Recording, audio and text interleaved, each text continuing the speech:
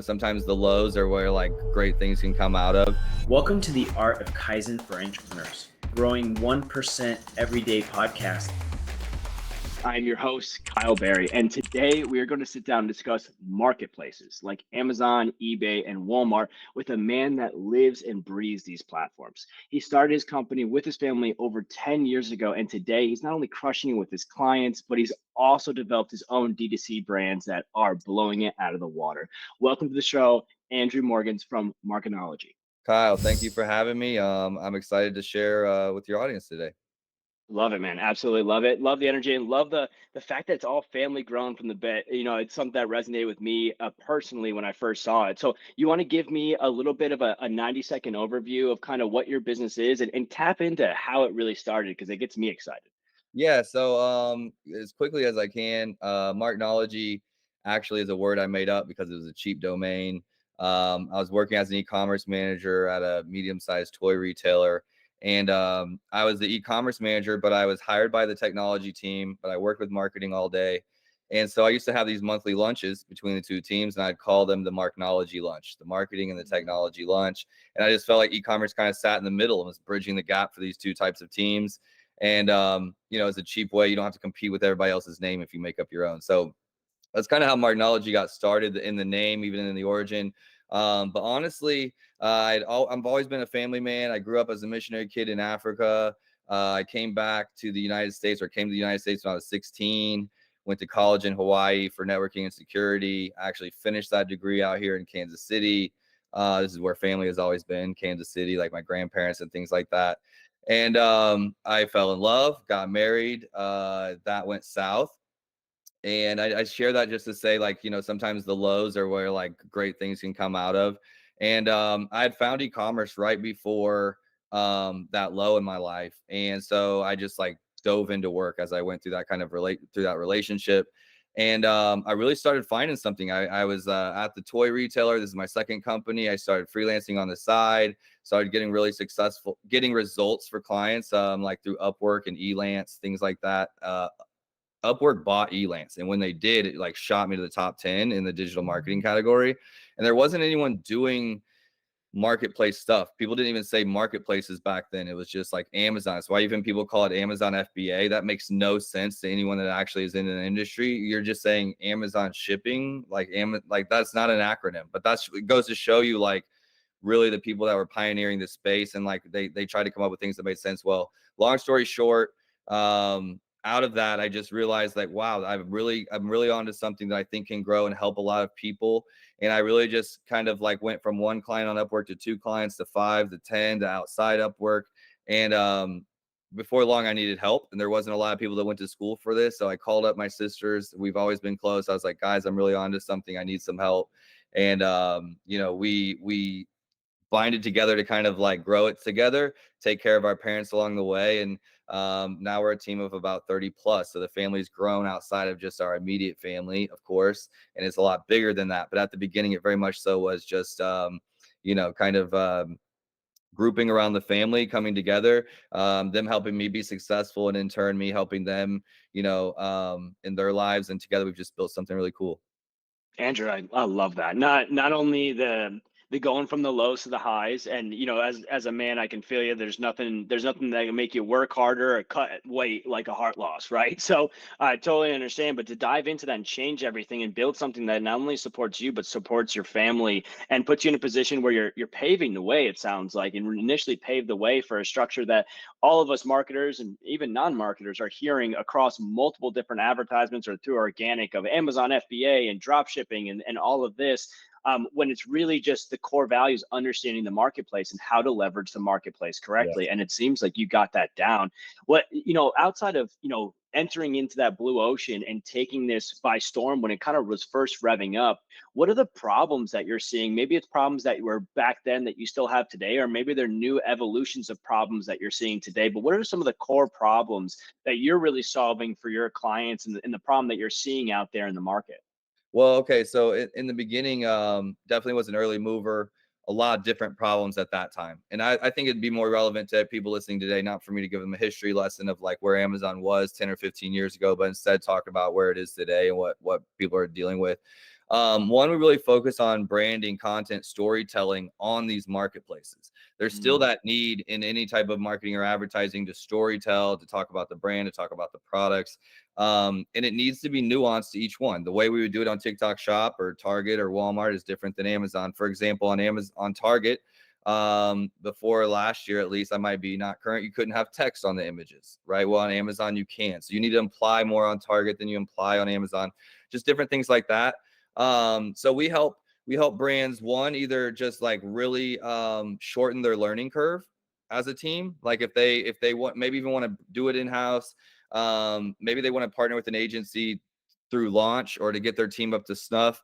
With some of the biggest companies in the world, even Fortune 50 companies, they might have a 5-6 person team for a very, very large company.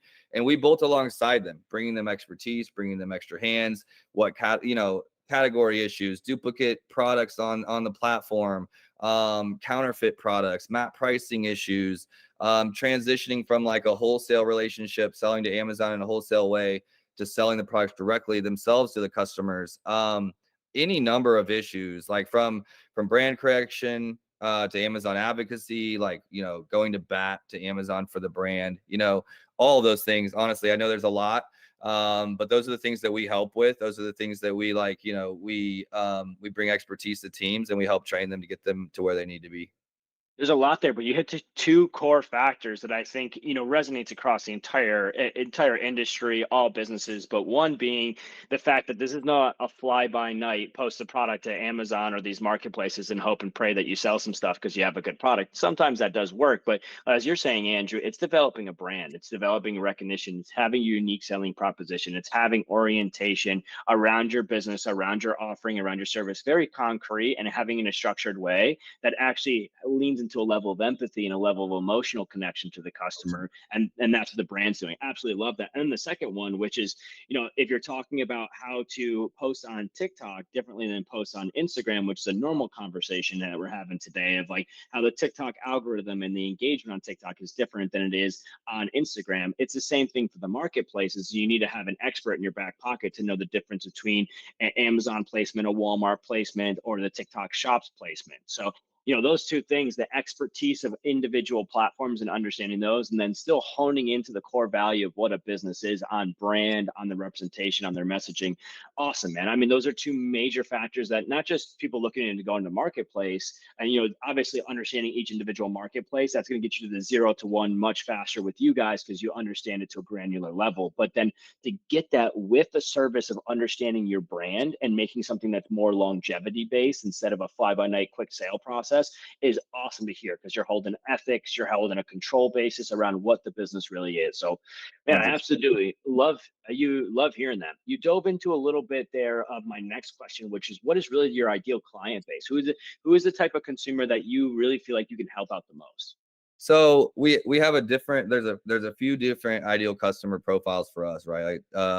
One would be like, a newer one is manufacturers trying to go direct. So manufacturers that have been making product for other companies for a long time. I feel like the pandemic really woke a lot of them up to be like, we should go direct with some of our products, and the marketplaces are a great way to go direct with some products. The other one would be we help brands that are they've got a good budget behind them, but they're looking to get started. So maybe they're not already up and selling on Amazon, but maybe they're doing well in retail or well in D2C and they want to be on Amazon. That's a good fit for us. The other one would be those teams that have launched on Amazon. They've got some traction, but they really just need to clean up their shop and like level up. They're ready to scale. So it's like brands that have already grown, they're looking to scale.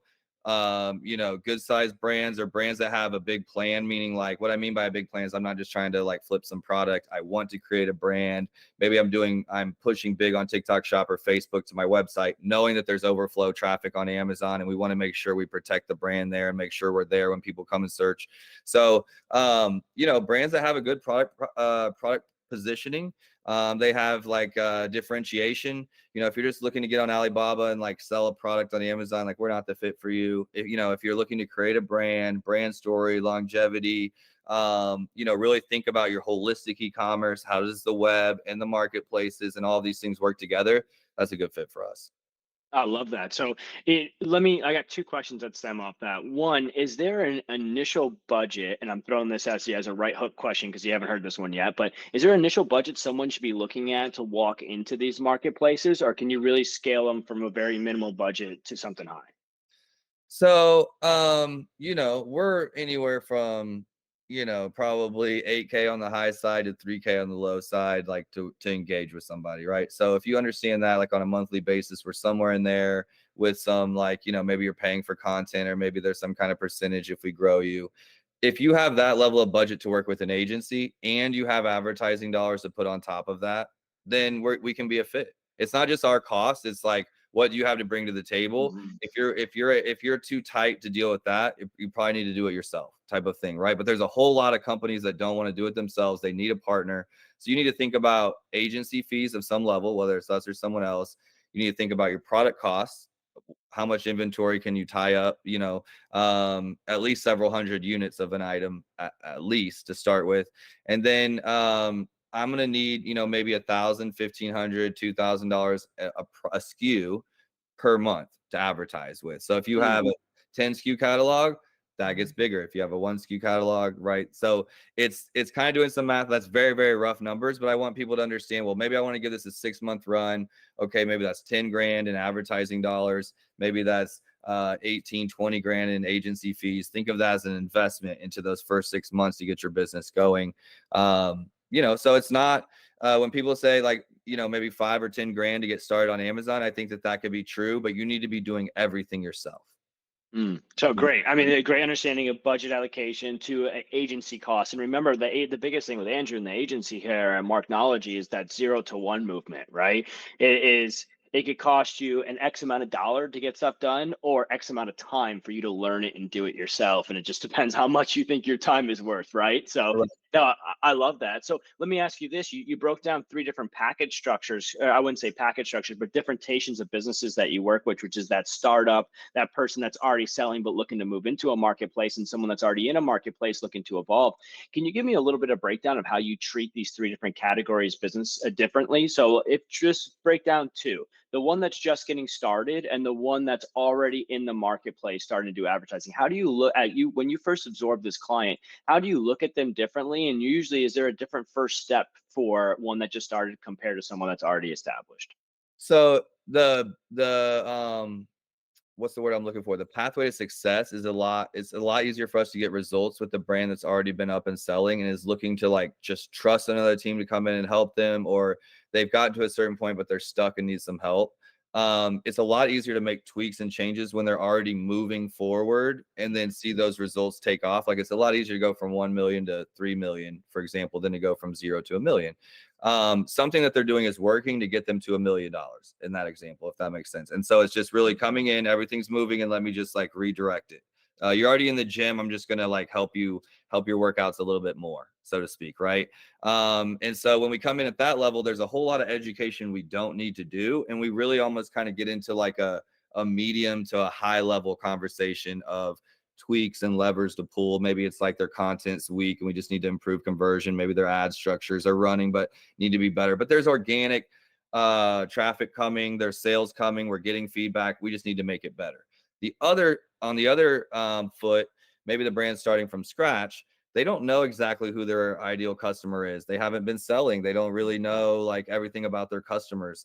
There's a lot of probably, like, they've never sold on Amazon before, so we're having to tell them about labeling and packing and pack sizes, and really just like an elementary education around Amazon from the beginning. Even if we're the ones doing it for you, there's a certain level of, like, back and forth and communication that has to happen. So it's just a little bit, it's almost like the expectations need to be set of how long it takes to go from 0 to selling and to get going. It might be anywhere from 3 to 6 months before we're selling that first product. And so there's an investment at the beginning of just getting everything ready, building the storefronts, building the listings out, really getting, at first it's all advertising traffic, bringing sales before organic starts to rank on the marketplace and things like that. So it's just a different education. It's a different education that has to be done. And anybody that's listening to this that has an interest in getting into marketplaces, I mean, Andrew is just breaking down a well of knowledge of what it's needed to actually be successful here. And it goes everything from understanding the platform, like we stated previously, and really getting granular about what's needed on that platform for that specifications, all the way to the granularities of the profit margins of the sales that you're getting, the amount of available funds that you have to move products and be able to scale those systems and grow.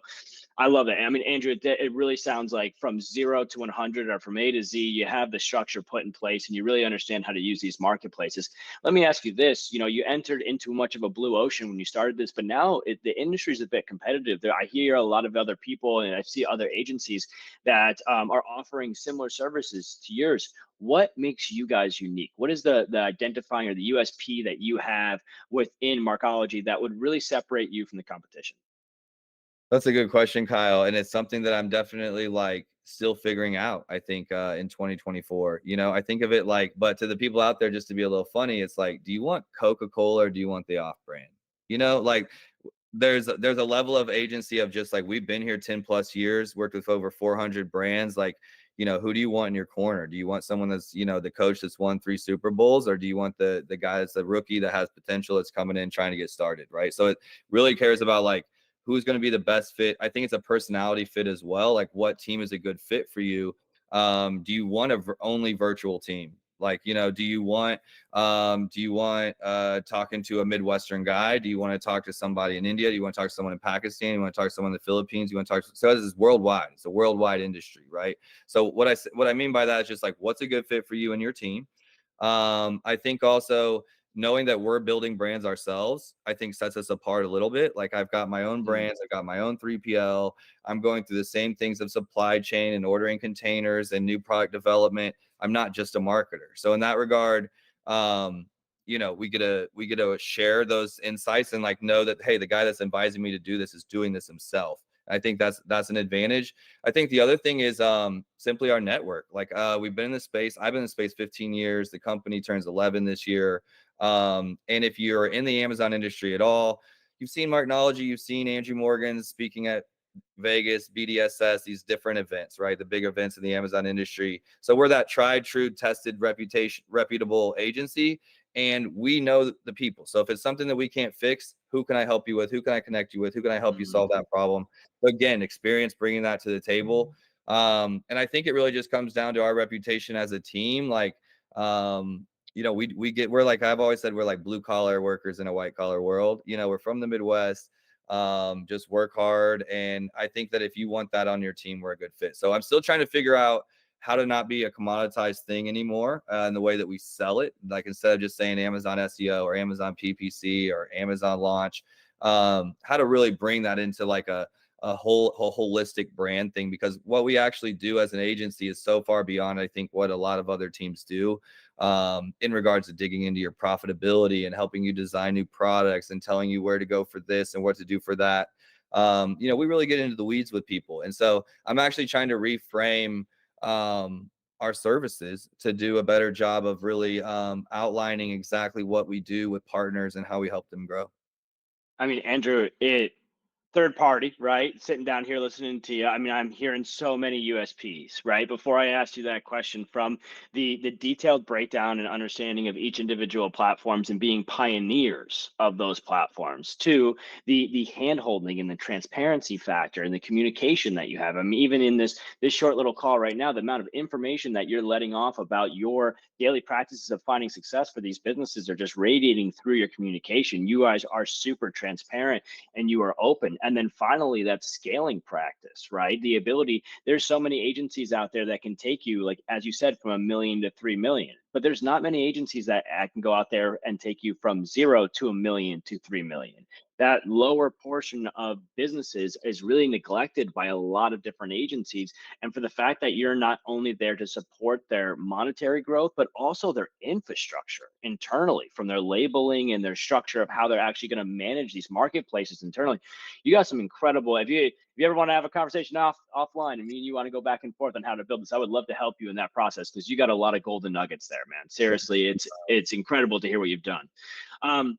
I'm gonna save that question for the end because I really want to get into the next 5 to 10 years. But well, let me ask you this one. Okay, let's go into a challenge question, something that was difficult. Obviously, you went through some personal issues when you first started going into this, but since you've built the company and you've developed it, what are the biggest failures or challenges that you've seen in the progression of you helping develop these clients on marketplaces? Well, that's a good question, Kyle, because obviously the failures are always louder than some of the successes, right? And I can definitely think of a dozen off the top of my head. I It's a silly saying, but like that one where you failed more times than people have tried is very, very true for me. I think if I was to list a few like key ones that stand out to me on the agency side, it's been um, having team members that maybe were on the team. Not an issue for it wasn't a failure to hire them, is maybe a failure that I kept them too long instead of moving Mm, on to find someone that's a better fit for us. I'm just very loyal. And looking back, I can be like, wow, I wish I was like a better manager of people in some ways. I'm definitely that trailblazer, thought leader type of leader, like get out there and get in the trenches with you. But there's a management level. So I think that's one that in this journey has been, it's actually a people thing. Another one would be in the early days, not really knowing how to find our ideal customer and really taking on all different mm, types of customers.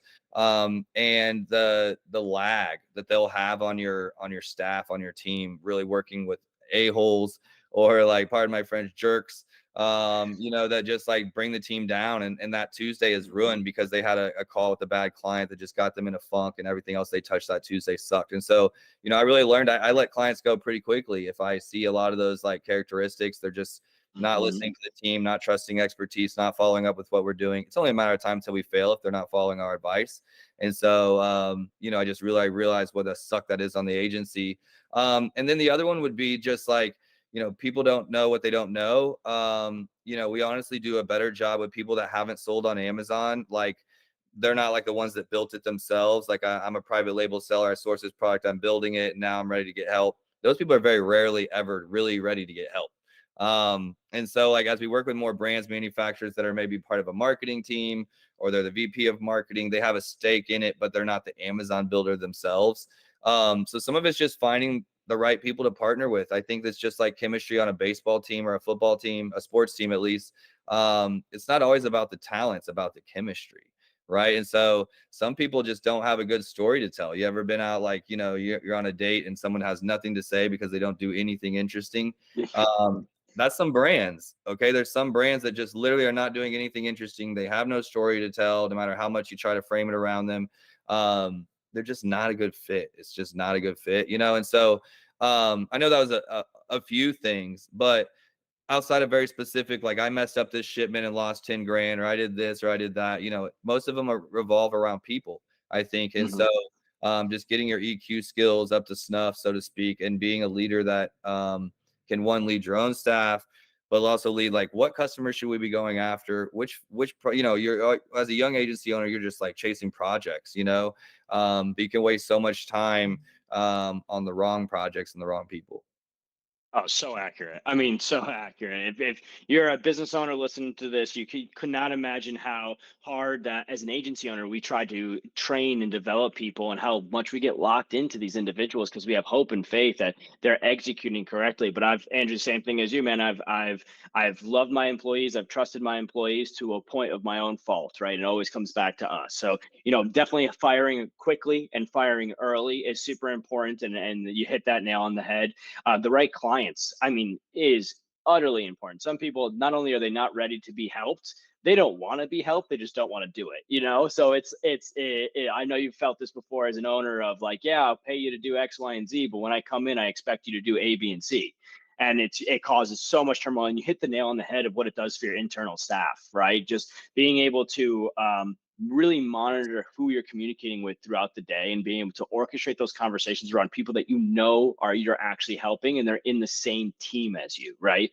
I Right. always I come from a team-based sports, right? I'm a professional athlete outside of the marketing industry, and I always say there's a vast difference between family and teams. Family, you mess up, we laugh at you, but we're all still family. We still love you. A team, when you mess up, we look bad. the whole team looks bad. I can't get you to mess up. I got to make sure that we understand that we're all messing up together. And there's a difference in the way that you see those two things. I think a lot of businesses are ran like families when they should be ran as teams. Like you said, you got to be able to cut early. You can't just take everyone for their flaws. You got to make sure that everyone's focused on being a unit together. So, I mean, you hit some amazing points there. One thing, I'm gonna have to pause for a second. I'm breaking mine, so I'll have to edit this for.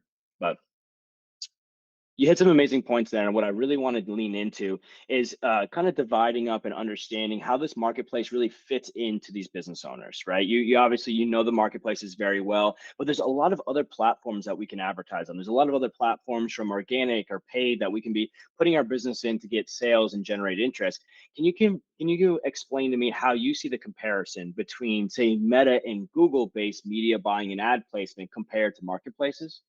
Yeah, so I think the marketplaces, have been underestimated. Now they're where they should be. 2020 had everybody's grandma and great grandma buying on Amazon at some point, right? It was just like it really sped up customers' knowledge and embracing, I guess, buying online and buying from the marketplaces. And so there's been an education around it. And I think that now it really is not even an argument. It's not even up for argument if you're selling online. Like there's a certain level of your traffic going to Amazon and looking for your product. If you're a powerful D2C site, you're in retail.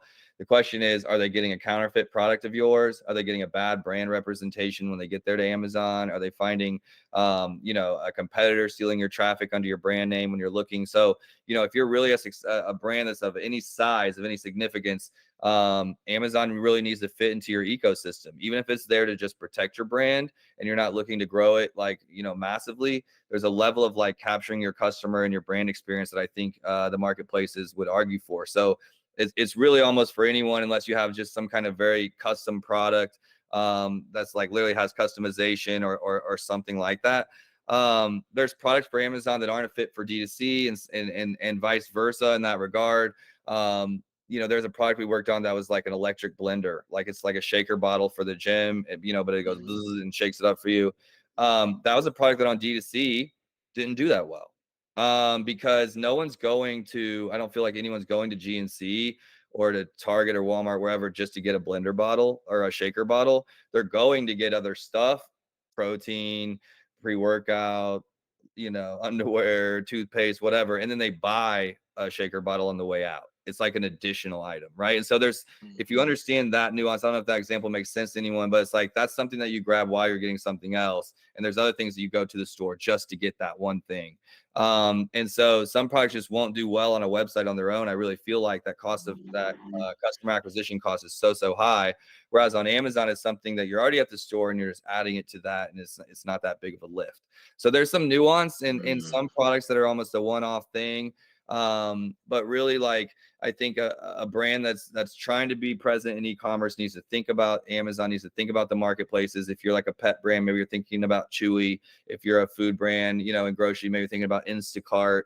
Or TikTok Shop is very much a platform and a marketplace for demonstratable products that you can show off how they work, build it, explain it. And like when you think of some of those advertising styles that go in tune with that too, like Meta and Instagram versus Amazon, which is direct response. You type in blue raspberry pre-workout and in the pre-workout show up in Amazon's catalog and people are doing it right. You don't need someone to type that in to show them an ad on Instagram or Meta. You can choose, like, I want to show out people that have also liked the gym, that are between this age, this demographic, this zip code, and then you're showing the product for them. So it kind of depends on what product you're selling, what's a good one to do it. I like TikTok because it's new and they have a lot of advantages to being there over Meta and Insta, which are just more expensive. TikTok Shop is kind of an easier, lower barrier to entry to get those eyeballs. But it's thinking about how you want to sell it. Is it something that people already know about? Is it something that you invented? Is it something that, has a lot of competition, or is it something niche? You really need to talk it through, I think, with an expert, or at least see what your competition is doing to see where you fit in. No, I love that, Andrew. And do you see that there is a different, let's take a regular D2C brand, take the makeup industry. Do you find that you're having a lower cost per acquisition of new customers through the Amazon platforms or the marketplaces than you are through, say, the Google or social media? I would say YouTube. I want to use Google because I think Google's in search, same search index ideology, right? But YouTube or social based platforms where you're using imagery and videos to land to a website for purchase, are you seeing lower CPAs because your marketplace is more bottom of funnel, more there for the customer, what they're looking for? It really depends on competition. Mm. If it's like beauty and supplements are maybe like two of the hardest and the highest cost of acquisition for new customers, and you're really trying to get them on that subscribe and save model that Amazon, flexes on, which is like you get 10 or 15% off, and you get it on a monthly like recurring basis. You're like constantly getting that supplement every 2 months or something like that. That is the end goal. So you pay a lot to get them, and you hope to kind of get them on that drip. Amazon builds trust. It has a lot more trust than a lot of people's websites. So there's just a lot of nuance here. Like I'm a pro and expert, so I can make it a little bit more complicated than it needs to be. But there's a lot of products that are very simple and basic, not supplement beauty brand based, that I think Amazon's customer acquisition cost is a lot lower. And then on the media side, with Meta and Instagram, YouTube, it really comes down to your quality of brand story and your quality of content. If your content is amazing, you might have a great customer acquisition cost. You might be really crushing it. It just depends on your quality of execution, not just the marketplace itself. I love that. I love it. And because Andrew and your team actually understand these marketplaces from A to Z, you'll make sure if you're working with you, you're executing to the best of your ability on those platforms. Just like if you worked with another agency to focus on meta advertising, you guys are getting them in the position where they're going to be successful off the rip. But then it just depends upon market influx and a little bit of granularity when it comes to the changes and things that you're doing.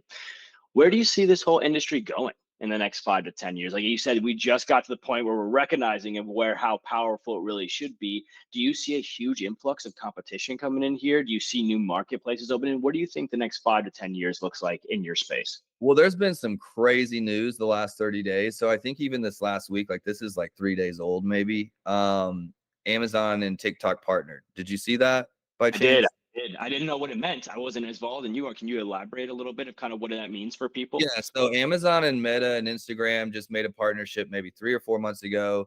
Basically, like from a Facebook ad or from an Instagram ad, you can click on a product and buy it from Amazon right there in app. Meaning you're not leaving Instagram, you're not leaving Facebook, you're buying it from Amazon. It's not like a PayPal. You're not leaving it to go over to your Amazon app that then pulls up on your phone. It's called deep linking. Just made it way more seamless. Okay, so every Meta and Instagram ad person that also is on Amazon should have been freaking out. Well, thinking that they were making alliances like this, Amazon and Meta and TikTok on its own, it was crazy this like last couple of days to see TikTok and Amazon come together on the same partnership, where right from TikTok, sure, they have TikTok Shop, which has been blowing up, and it's like right while you're in TikTok, you can sell on TikTok Shop. Like we're doing that for brands. It's actually crushing. But now, right from a TikTok ad, you can buy right there on Amazon, just like on Shop, without leaving the TikTok app platform. So it makes me think, is Amazon thinking about acquiring TikTok Shop in the US or some kind of play like this? That'd be a way that TikTok could stay there. It's got me thinking just like potentially what that could be. Obviously, it's removed 3 or 4 hoops for anyone that's trying to build an Amazon store using TikTok. Those hoops are now out of the way, right? So your conversion rate is going to go way up right from those ads. So that's like super exciting for all of us that are doing TikTok and Amazon right now.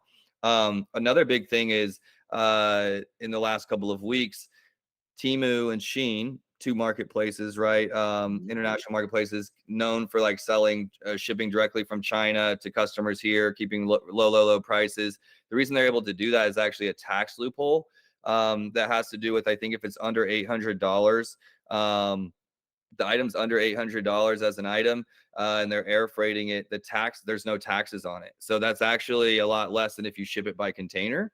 Okay, so similar to how Amazon or e-commerce was in the early days, there wasn't tax nexus. And so everyone's buying online at that time because you were able to buy stuff from the same computer you would have got Best Buy, but without the taxes. So everyone's like, yeah, let's go do that and make a cheaper item.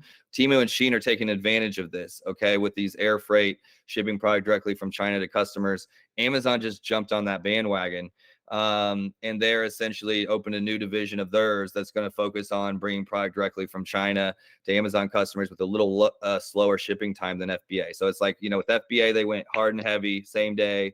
It was 2 days at first, and then 1 day, then same day, then within a few hours, right? They've gone hard on that. Temu and Shein are like, let's go a little cheaper item, longer shipping, see if people are willing to take that. And they've exploded, all the advertising they're doing. Amazon saying, hey, we weren't playing in that arena, but gloves on, like, we're going to get into that. So those are a couple like news breaking things that I think are just like really interesting and taking place right now.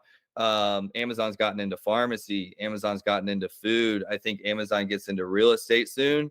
You already have these like Zillow type websites that exist where you can like completely buy the purchase there without a realtor in some ways, like depending on the property. I think Amazon now is selling cars with financing and things like that. I think houses come next, if I'm just being a little thought provocative there. Yep. But we got some stuff for people to chew on of just like, where I see it going even in the immediate future. I mean, those are huge developments. I mean, from you saying that, do you believe that there'll be some type of a merger of as you said, maybe Amazon buying TikTok shops, but some type of merger of these outbound social platforms that have everybody's attentions and the sales pipelines of Amazon, Walmart, and things of that nature being better? I mean, we've already started the integration. It's much cleaner than it was, say, 3 or 4 years ago. But do you feel like there's going to be a deeper evolution in that as well? I do. Like, Amazon has their own version of TikTok. I don't know if you've seen it. It's like Amazon. Man, I'm drawing a blank right now. But it's very much like a shopper network. Okay, like, it's reviewers on Mhm. Amazon, and it's like a feed, like shop. So they already have that. They have Amazon posts like Instagram. They've been trying to become a social shopping network as well on Amazon, and I think kind of failing, kind of like Walmart bought Jet.com. Jet.com was trying to be a marketplace. Walmart couldn't figure it out. They bought Jet.com, acquired them, and made Walmart a much better marketplace. So I just got a little excited about the TikTok merger and thinking about the controversy around the longevity of TikTok in the US because of all the legal stuff. One of their requirements is like, get this done or like sell to American-based companies so that it can be trusted type thing. And that made me think, who's big enough to even buy TikTok or to make that play? Here's Amazon, right? So it's super exciting to me. There's obviously no news about that. That's all conjecture. But them showing that they can even play nice together is very, very interesting. It's a huge step. It's a huge step. I mean, Andrew, I love this. A bunch of good information, a bunch of insight for the future. For someone that's just looking, and this will be one of my last questions, but for someone that's just looking to enter into these marketplaces, can you give us 5 tips for them to understand, with either understanding your numbers on your back end of your profit margins or how much liquid assets you have to move around or stock, but 5 basic tips that you'd like to give people just forefronting if they're going to enter into marketplace? Well, one is start with your product. Okay. Your product really needs to be great. It needs to have product differentiation, meaning it can't be just a copy of something else. You'll get blown away. Unless you're like a big YouTuber or a big TikToker and you can kind of push any product that you want because of your influence, right? But otherwise, the Your product's brand. standing Yep. on its own legs. Have a great product. It will get eaten alive on Amazon if the reviews are bad. So number one is just like, have a good product that you're going to sell, whether it's a food that your grandma made and you're trying to turn it into a product, or it's something that like you invented, whatever it is. Start with a good quality product. The other thing I would say is like, be realistic with your time, your bandwidth of time, and your budget. If you have more budget than you have time, go get a partner to do it. It could be someone individual like me that coaches you. It could be an agency that helps you build it together. There's a lot of different options out there. But one is like, if you have more time, you're young, you just have a lot of time, you're in school, you're trying to figure it out. Okay. But you're going to need to spend a lot of time doing it yourself, and if you have budget, maybe go out there and get some help and speed up your learning curve. So one is like kind of being very realistic with where you are, one starting with a really good product. And then the third one being, if you have an industry specific product, like let's say a product that could be on Chewy or on Wayfair or whatever, I still feel like these platforms look up to the big brothers like Amazon or a Shopify site. Yeah. And Shopify not being a marketplace, really, I think they tried. But if you build your brand on Amazon first, and then you go approach Chewy or Wayfair or Home Depot or any of these other marketplaces, you'll get a lot better entry or a lot better acceptance rate. Kind of showing, hey, proof of concept on Amazon. Like Chewy looks to them, Wayfair looks to them. These other marketplaces look to them. They see their sales volume. They see what your product's doing already there. So don't start with a Chewy, Instacart, in my opinion. Start with an Amazon. Start with an Amazon Canada. Start with something like that. Um, Even if you're trying to get into grocery stores or anywhere with a brand, honestly, Amazon is a great place to start. I've gotten 4 brands into grocery stores because we dominated on Amazon. Then when they went to look to those grocery stores, they're like, wow, we already see what you're doing. We'd love to carry it. So product, and then being realistic with your budget and your time, and then doing your research to kind of be like, is this a product? Do I have competition here? Will people know what I'm selling? If you're inventing something like, let's say, the fidget spinner, before we had seen the fidget spinner demonstrate or someone showed it to us, no one would have got on Amazon and looked for a fidget spinner. It's Hmm. something that we know, right? So those products are not always the best for Amazon, and I think that's where TikTok Shop or those types of products can come in, when it's just like you're not even looking for something, and you're like, oh wow, an anxiety toy, that looks cool, right? If you're not typing in anxiety tool or like nervous, devices, or nervous, like, stupid things like that, you'll never find that product. So I know that's like a little bit of rough advice, but I'm really thinking about people at the beginner stage and where they could go. If you're a brand already selling, you got a D2C site, just have a call with me. I'll tell you where to, at the very least, if we're not a good fit or not what to do, I'll tell you where to start. I love talking to people about building brands in the e-commerce space. Like, I've been doing this 15 years, still have a lot of passion for it. I think because it's always evolving, it's always changing. There's always new people in the space. It's fun to give back, and it's fun to still get taught and mentored in other ways too. So there's always a place to begin. Just where. That transparency shining through again, Andrew. I mean, awesome. Absolutely awesome. I got one more bonus question for you, and this is just a fun question as a marketer, because we live in this digital space, right? And being business owners, I asked this question at the end just for fun and see what people have to say. But are you familiar with the book Atlas Shrugs? I'm not. The I'm. concept of the book is that the book's about this long, but the whole book's concept is that, what if every business owner just stopped dealing with it? What if we took the world that we have on our shoulders and all the complications that we have, and we just said screw it, and we're not dealing with it anymore, right? So the question I have is, say Atlas Shrugs, and every business owner out there, every corporation, from Buffett, from us, everybody, the businesses go under, everything's gone, and we're completely resetting commerce. What would be the first business that you would create? Hmm. That's a great question, Kyle. One I haven't been asked. Um, I think, like, if everything was gone to shit, my priority would be my family. So it's hard for me to think about making money at first. I'm just thinking about like the world ending kind of thing. But I think I would. I love solving problems at the end of the day, like whether it's marketplace problems, whether it's like health problems, whether it's mindset problems. Like, I just like solving. I like solving problems. I've been on a computer for the last 15 years. I might go a different direction. And I like working with my team. I'm not sure I like working with everyone. So this is helping me get to my resolution here. So, I really think that I would assemble my crew, so to speak, and I would build a business that helps other people um, set up and scale their business, just not marketplace. So I think I'd do something very similar to what I'm doing, but it would be more open-ended in regards to like the ones that we come and help. And I would come in like a Navy SEAL team type thing. We'd come into your business, think of it like one of those chef businesses or whatever. And for everyone else that's going to start businesses soon, because we'd all be at ground zero, I would have kind of a super op team with a lot of experience in a lot of areas, and we'd kind of come in and get it off the ground. So that's actually a question I think I'm going to think about, because I'm not sure. I might need to read the book to kind of see the context, but it's not a question I've been asked before.